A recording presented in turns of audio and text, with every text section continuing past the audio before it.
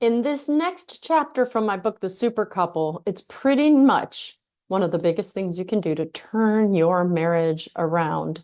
It is absolutely called, I Want to Be the Center of His or Her World. If you like what you're hearing, please like and share. It really does help. And if you feel that my work is helping you, please consider donating to me through the link below and buy me a coffee. I'm going to keep it short because today's chapter is a little bit lengthy. I want to be the center of his or her world. Spousal centrality is that which makes super couples, well, super.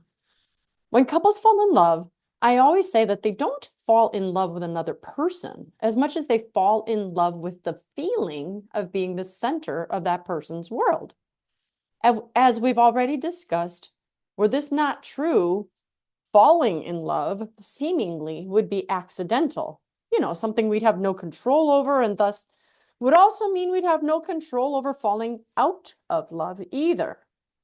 The massive cultural changes of the late 20th century that changed our understanding of love, commitment, and marriage are partially responsible for the ideology that declared, you deserve to be happy.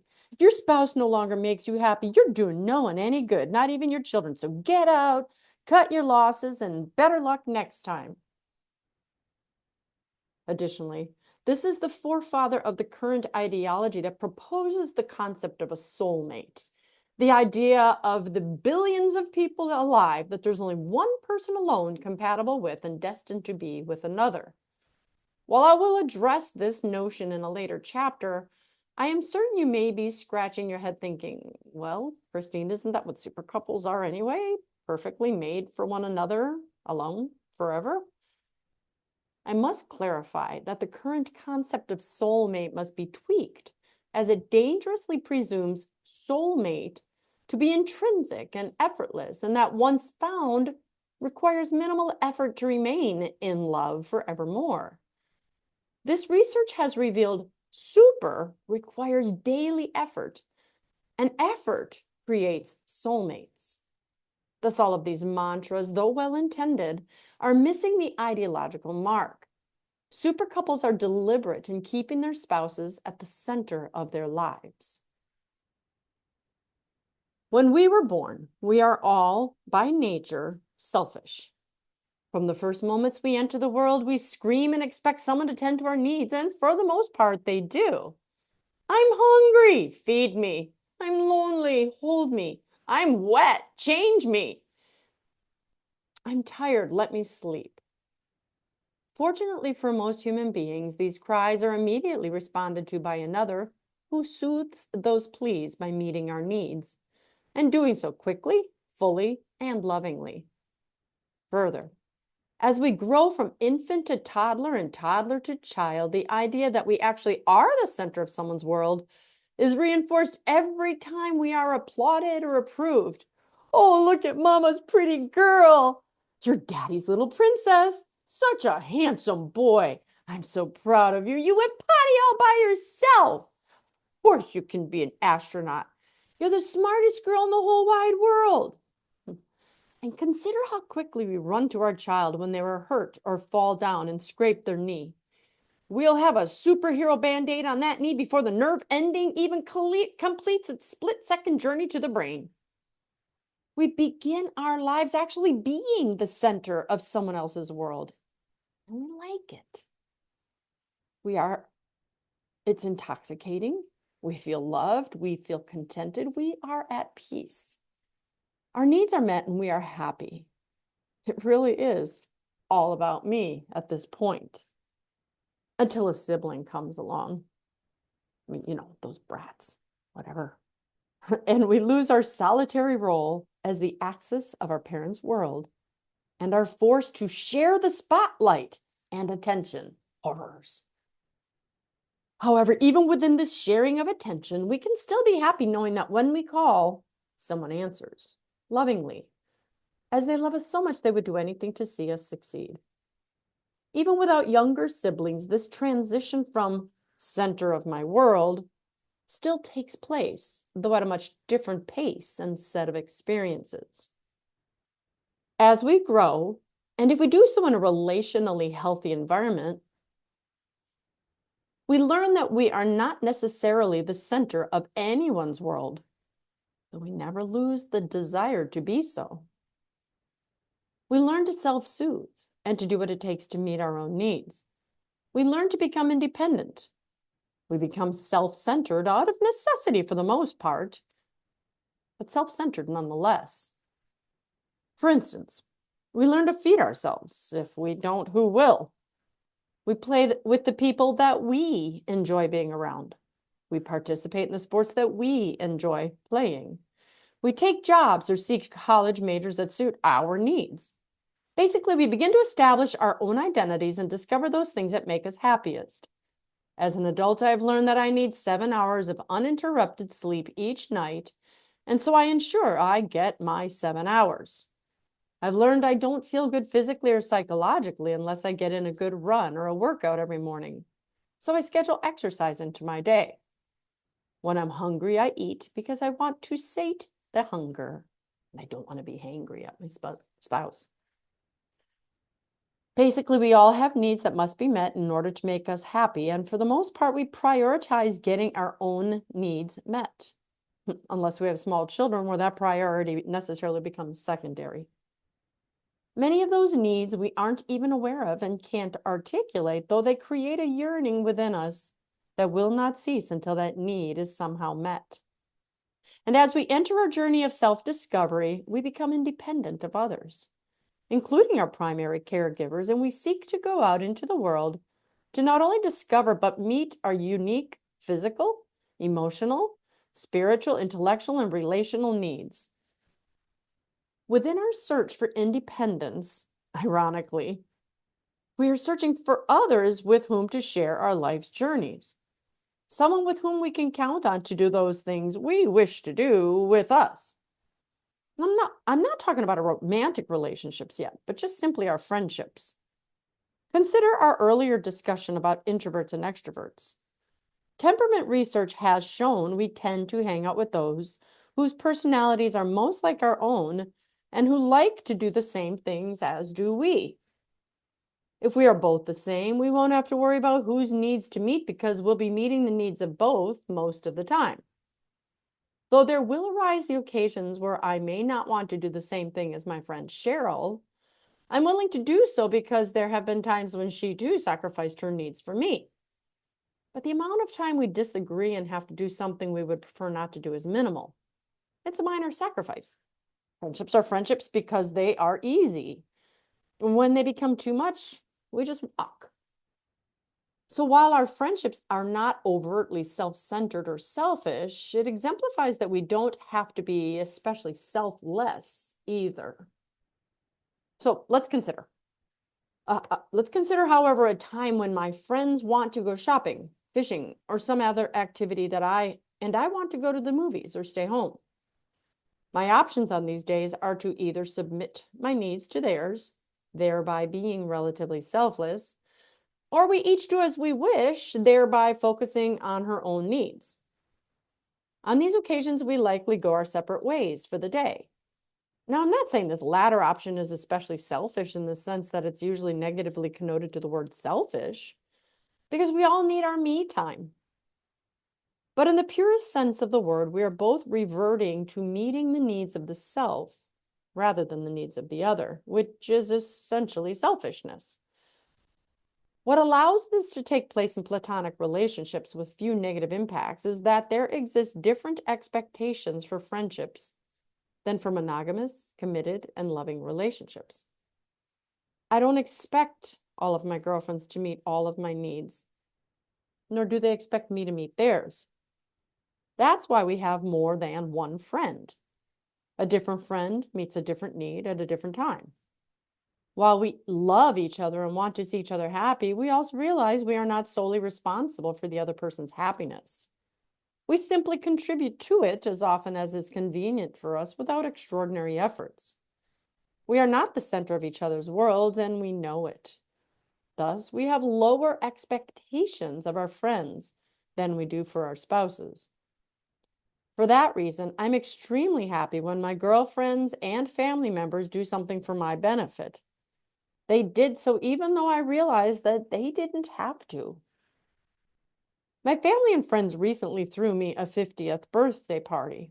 It was awesome. It took a lot of time, talent, planning, and money, and yet all those involved sacrificed some of that just for me, to make me happy. They met my need for love and attention on that day. They made me the center of their world. But they all have lives and families and needs of their own. For those reasons, none could possibly be expected to make me the center of the world each subsequent day as well. That would be extremely unrealistic of me to assume, and I can't make all of them the center of my world all the time either. At different moments of time, yes, but not daily. As such, the rarity of those days make them all the more special to the recipients.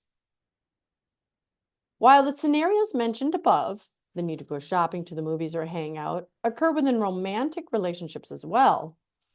In a friendship, there is little to no pressure involved because we are not exclusively committed to our friends as we would be to our lovers or spouses in monogamous relationships. They have other friends and social circles apart from the ones in which we share, as do I.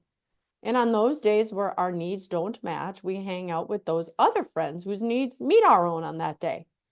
Little to no submission required. Further, if I have a particular friend who infrequently, if ever, meets my needs or seeks to do so, over time that person and I will simply cease to be close friends. We will move on because the friendship is no longer serving any purpose. There is no legal or emotional commitment requiring us to stay in the friendship, and thus we move on to relationships that do meet our needs. To summarize, the previous discourse was simply aimed at illuminating the selfish nature of all human beings. All humans. Existence necessitates a basic level of selfishness. Now, I have many friends. When Cheryl can't meet my need, I call Amy or Crystal or Kisha or whoever will best meet that particular need. I get to pick between them, and thus the need almost always gets met because one of them is going to be good at whatever it is that I need at the time, and vice versa.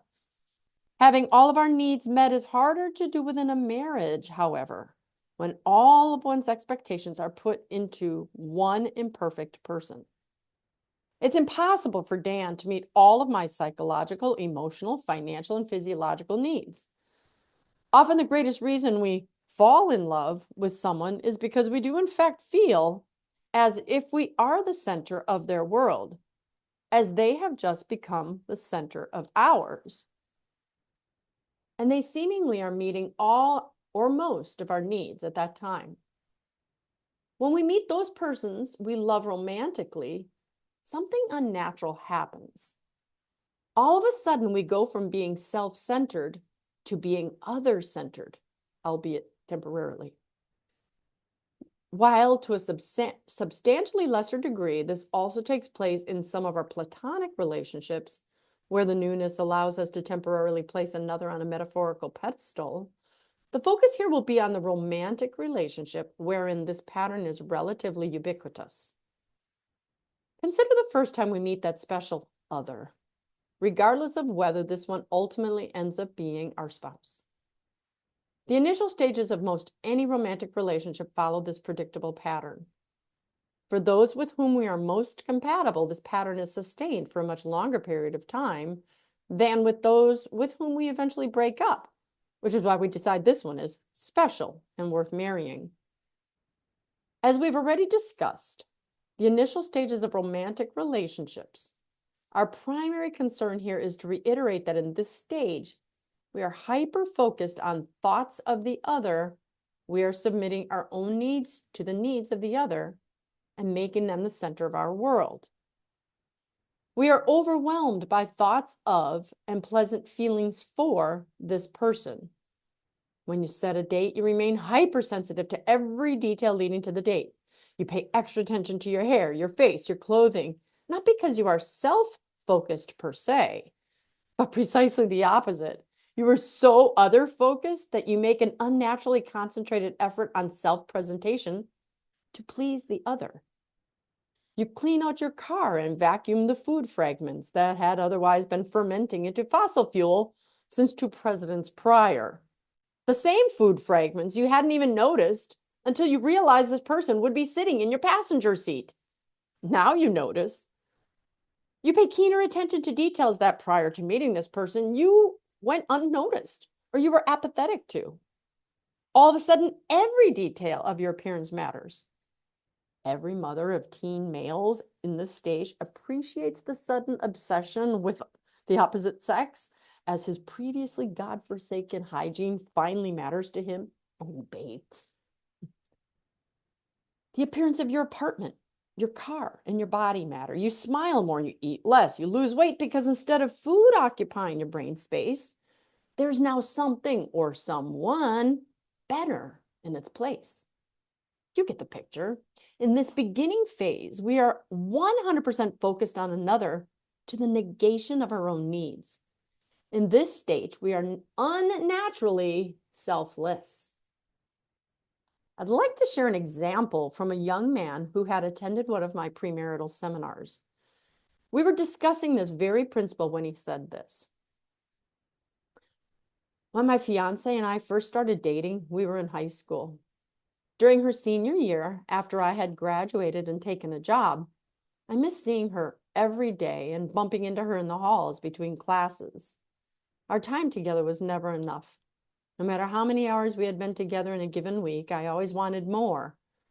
My girlfriend was on the high school dance team, and I knew that every day at precisely 12:15, she would be practicing on the stage in the auditorium. I planned my lunches around her schedule. All morning as I worked, all I did was look at the clock, which seemed to move at a snail's pace. At precisely noon, I would run to the time clock, immediately head to her school. It took me 20 minutes to get there, and I would skip my lunch because food wasn't allowed in the auditorium, sit in the back of the room, and watch her dance.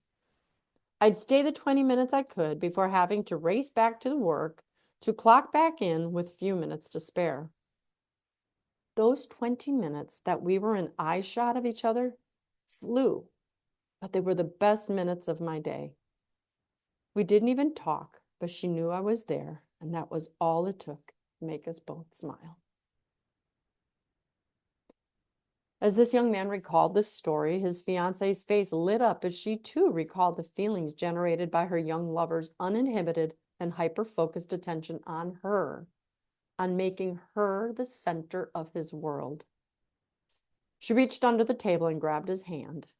The actions came first, and the feelings followed. In this example, the young suitor negated his own needs in order to meet the needs of his love interest. Of course, seeing her was also meeting his mutual need, but the focus of this example is the fact that he willingly negated his own needs to please his sweetheart. I would argue again that this young lady didn't fall in love with this young man as much as she fell in love with being the center of his world. It appealed greatly to her needs to be loved and desired. Had this young man not pursued her with such attention, she likely may not have fallen in love with him. When I met my husband, I worked at Baskin-Robbins. Each day I worked, I was allowed 2 free scoops of ice cream. I looked forward to that reward every day. Still do. When my young suitor visited me the first time, he ordered 2 scoops of French vanilla. I handed them to him free of charge. I had given him my free scoops, and they were significantly larger than the 2.5-ounce scoops that I was trained to serve. I willingly sacrificed my own wants to meet his needs. It brought me great pleasure to do so, too. Further, the idea of it being a sacrifice didn't even cross my mind. To me, like most in this initial relational stage, we would spend a majority of our minutes, hours, and days considering different and frequent options to please our lovers. These gestures did not have to be grand or expensive either. They could have been the most simple of gestures, and yet their impact was powerful and memorable because the sincerity of the gesture was palpable. For me, I would not bring home French vanilla as often as my young budget allowed. I would bring home larger quantities, proof that I actually spent money to please him, rather than bring in the 2 scoops I got for free. In the same vein, Dan missed few opportunities to please me as well. I recall once in our first year of marriage, while driving together, when Dan pulled the car into a parking lot of our local grocery store and told me he needed to run in for something he'd forgotten. 5 minutes later, he returned with nothing but a bouquet of flowers and handed them to me. This was it? He had forgotten nothing at all? He simply sought an excuse to please me because he knew I loved not only flowers, but also spontaneity and surprise. Then again, maybe he didn't know this yet. More likely, as is the case with most, it made Dan feel good to make me feel good. Now, 40 years later, as I recall this loving gesture, I still smile as this long ago formed memory has never, ever left. It was and still is so emotionally pleasurable that it has impressed itself into my brain's memory center, and it will never leave me, ever. Our gestures in this stage do not have to be expensive or cost anything at all. You realize he is just too busy getting ready for a big inspection, exam, or business meeting, and you take his car to the car wash without him realizing it because you know how much he loves his car. You have no problem whatsoever performing the service for him because it makes you feel good to make him feel good, to please him and meet his needs. You text her for no reason in the middle of the day to let her know you're thinking about her. You go to her scrapbooking convention or his gun show or car show because you know this is something your lover enjoys, and after all you want to do is please him or her, make him smile, make her happy. Nothing more, nothing less, because you love him or her. So why are these experiences so powerful, so memorable? Were the flowers my husband bought me back in 1983 really that important that I will forever remember them? Were they especially rare or expensive? Absolutely not. As a matter of fact, I remember nothing at all but the flowers, except they were the inexpensive kind that sits in the water bucket at the store's entrance. You know, the kind that are held together by a rubber band and a plastic wrap and sold for a nominal price of $9.99 or so. None of this mattered to me then or matters now. The part of the event that caused itself to be seared into my memory was that I, not the flowers, was so important to my young husband that I held a central part of his brain space. He was thinking about me. He was focused on me, on pleasing me. While driving together that day so many years ago, Dan was not thinking of hunting or football or work or bills or anything else, but only of me. His actions proved I was not only on his mind in a meaningful way, but that he loved me and wanted to please me so much that he thought of a way to prove it to me. At that moment, I felt as if I were the center of his world. And this is what I fell in love with, what we all fall in love with. And it felt good. The chemicals and hormones our bodies produce during this early stage as a result of these reciprocal kindnesses and attentions are powerful. They are so strong that we associate these feelings with the person performing the actions, as if the person were the cause of the feelings.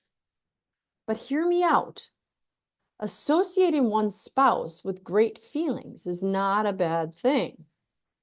As I said earlier, I am a hopeless romantic and have no problem whatsoever seeing my husband as wholly good and awesome and the cause of my warm heart.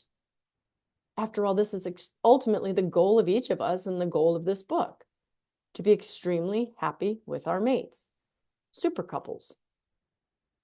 The problem occurs when we detach the actions of the person from those positive feelings and associate them merely with the existence of the other. I feel good when Danny stands next to me, so I must love him. But consider this. What if all of a sudden that same person hits me across my face, calls me a horrible name, disrespects me, insults me, or does something I consider extremely unpleasant? Would I still have those same loving feelings? Of course not. Not only would the good and loving feelings disappear within a nanosecond, they would also and immediately be replaced with equally powerful negative feelings of disgust, anger, bewilderment, or stunned disillusionment. My example may have been drastic, but I wanted to ensure I used a scenario certain to elicit the desired emotions. Point made. We fall in love with one's actions towards us, and those actions produce feelings. Our society's marriages are falling apart because somehow we have forgotten this pattern and disassociated actions from feelings and attached them rather to persons. It is the same principle that's partially responsible for the increase of marriages affected or destroyed by infidelity. My spouse stops doing things that please me or that let me know I was on his mind, let alone the center of his world. Even if I am unconscious of this relational void at a given time, because I'm busy with kids, school, work, building a new house, or just living life, I too am likely doing nothing to maintain this other-centeredness, let alone doing anything to rekindle associated feelings. In this stage, we are again beginning to focus primarily on the self. Whether accidental or intentional, the self-centeredness cannot be negated, and the feelings sadly follow. Sadly, in many cases, someone else who's not even attempting to pursue you at first comes into the picture who begins to meet your needs that you hadn't even consciously realized were unmet until they were being met again. This person tries to please you because that's just the type of person he or she is, by doing kind and thoughtful things for you, or spending time with you, or making you laugh, or finding an interest in things that you have an interest in, and those feelings begin to rear their little heads again.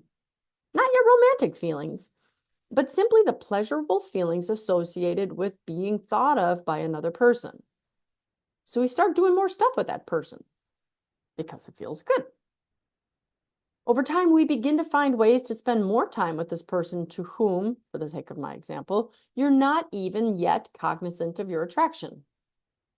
Eventually, you are spending more and more time with this other person and less time with your spouse. Consequently, your positive feelings for this person begin to grow, deepen, and become more frequent, while your positive feelings with your spouse, mate, fiance begin to fade, weaken, and become less frequent. How could they not? Remember the monogamy molecule? Since your spouse is no longer the central focus of your thoughts, actions, and attention, the associated positive feelings also no longer exist. And we all know what happens next. The feelings for the other become so overwhelming that we eventually come to a decision point. We realize we feel good with the lover and bad or apathetic when with the spouse. We have fallen out of love. Too many relationships have followed this very predictable pattern. Millions of relationships have over time done so, maybe even yours, and it sucks. It sucks because now we must decide our ultimate fate. Do I want to stay with my mate, with whom I've built a family, share friends, a home, a checkbook, a dog, a life, for whom I no longer have any feelings? Or do I want to go to my lover, with whom I share all these magnificent feelings, begin anew?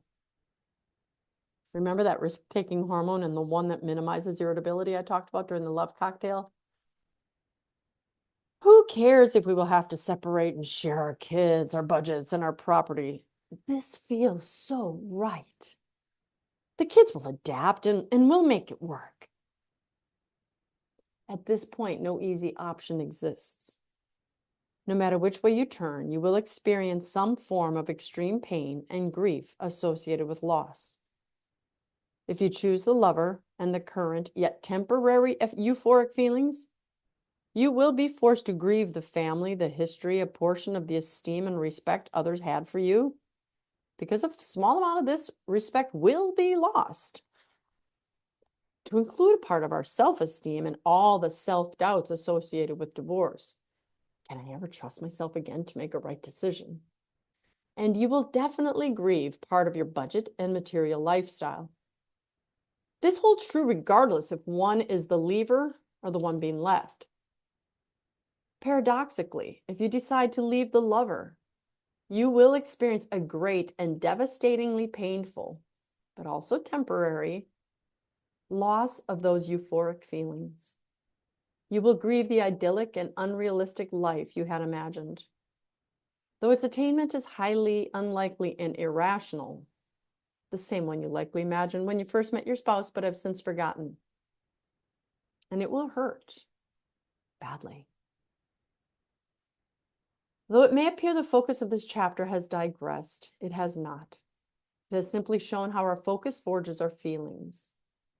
Like with vision, we can only focus on that which we place at the center of our gaze. Everything else, though still visible, is relegated to the periphery. I can stare at a garden, but if I desire to know it better, become more intimate with all of its intricacies, I must draw closer to it and look at it one flower at a time. To smell its pleasing fragrance, I must place my face closer to its blossoms and inhale deeply. I must touch it.